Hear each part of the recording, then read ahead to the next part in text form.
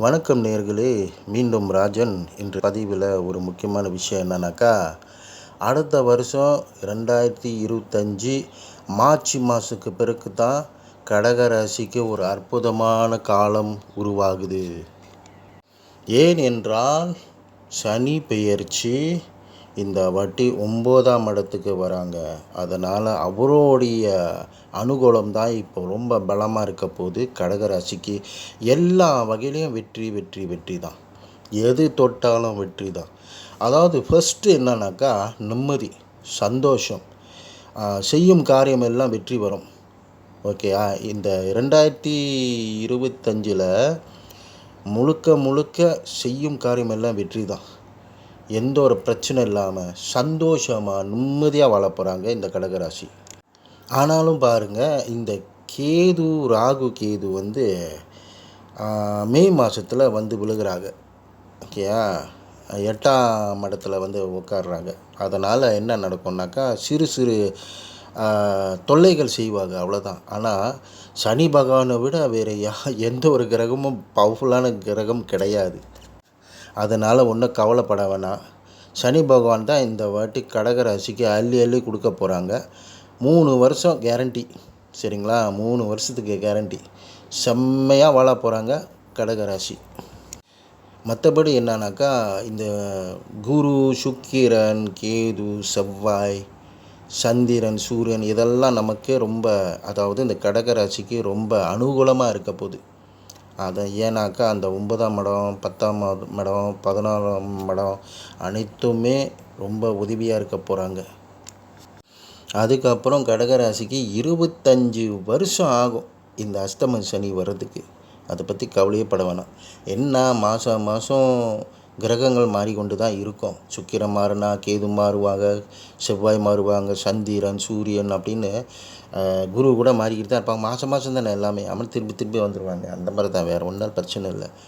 மற்றபடி இப்போதைக்கு அஷ்டம சனி முடிஞ்சிச்சுல, இதோட 25 வருஷத்துக்கு சூப்பர் தான். அடுத்தது என்னன்னாக்கா, இந்த ரிஷிப ராசிக்கு எல்லாத்துலேயும் விட அவங்க தான் இப்போ ராஜயோகம். எல்லாத்துலேயும் விட இந்த ரிஷிபம் ராசி இந்த 2025க்கு இவங்க தான் ராஜா வாழ்க்கை வாழ போகிறாங்க. ஒன்றும் சொல்கிறதுக்கு ஒன்றும் பெருசாக இல்லைங்க. ஏன்னா அதுதான் பெரிய விஷயமே அதுதான். அவங்க சிறப்பாக வாழ போகிறாங்க அடுத்த வருஷம். இது வரைக்கும் அவங்க கஷ்டப்பட்டது எல்லாம் குணமாக போகுது. செம்மையான வாழ்க்கை வாழ போகிறாங்க ரிஷிபம். இதுக்கு மேலே நான் ஒன்றும் சொல்ல போகிறதில்ல, நீங்கள் வாழ்ந்து பாருங்கள். அடுத்தது என்னன்னாக்கா, மிதுனம். அடுத்த வருஷம் 2025 3 மாதத்துக்கு அப்புறம் மிதுனம் லாபமே லாபம். லாபத்துக்கு மேலே லாபம் வாழ்க்கை. வாகனம் மூலமாக நிறையா வாகனம் அதாவது லாபம் இருக்குதுன்னு சொல்ல வரேன். வாகனம் மூலமாக அவங்களுக்கு லாபம் இருக்குது. மற்றபடி எந்த ஒரு துறையில் அவங்க இருந்தாலும் அத்தனையுமே அவர் வியாபாரமாக இருந்தால் அவங்களுக்கு சரியான லாபம் இருக்குது. மற்றபடி ஆஃபீஸில் வேலை செய்கிறவங்களுக்கு ப்ரொமோஷன் இருக்குது, சம்பள உயர்வு இருக்குது. இடமாற்றங்கள் இருக்க தான் செய்யும். எல்லாருக்கும் ஒரு இடமாற்றங்கள் இருக்க தான் செய்யும். ஆனால் எல்லாமே ஒரு அற்புதமாக அமையுது, லாபத்தோடு அமையுது. சரிங்களா? இந்த வாட்டி மிதுனமும் வாழ போகிறாங்க செம்மையாக. அடுத்தது இருக்கிறது மகரம் ராசியும் அடுத்த வருஷம் 2025 3 மாதத்துக்கு அப்புறம் அவங்களும் செம்மையாக வாழ போகிறாங்க. எந்த ஒரு பிரச்சனை இல்லாமல் அவங்களுக்கும் ரிலீஃப் கிடைக்குது. எப்படி ஒரு கடக ராசிக்கு ஒரு அற்புதம் நடக்க போதோ அதே மாதிரி மகரம் ராசிக்கும் சிறப்பாக வாழ போகிறாங்க. அடுத்தது இருக்கிறது துலாம் ராசியும் கன்னி ராசியும். இவங்களுக்கும் விடுதலை தான். சந்தோஷமாக வாழ போகிறாங்க அடுத்த வருஷம் 2025 3 மாதத்துக்கு அப்புறம். என்னடா 3 மாதத்துக்கு அப்புறம்னா, எல்லாரும் அப்படி தான். ஏன்னா சனி பயிற்சி 3 மாதத்துக்கு அப்புறம் தான் ஆரம்பிக்குது.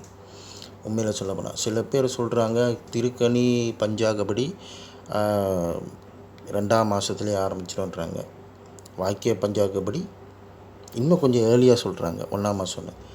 ஆனால் ஒரு சில பேர் நல்லா கணித்து சொல்லும் போது அது 3ஆம் மாதத்துக்கு அப்புறம் தான் எல்லாமே நல்லது நடக்க போகுதுன்னு. ஏன்னா அது வெறும் ஆரம்பம் தான். அதனால தான். அப்போ அந்த 3ஆம் மாதத்துக்கு அப்புறம் தான் முழுமையாக கிடைக்கிது.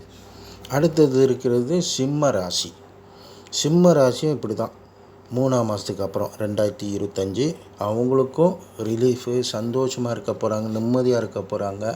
தொட்டதெல்லாம் காரியம் ஜெயம்தான். இனிமேல் அவங்களுக்கு எந்த ஒரு பிரச்சனை இல்லை. அற்புதமாக வாழ போகிறாங்க சிம்ம ராசி. இவ்வளோ தாங்க இன்றைக்கி நான் சொல்ல போகிறது. என்னடா ரொம்ப ஷார்ட்டாக சொல்கிறேன்னு பார்க்காதீங்க.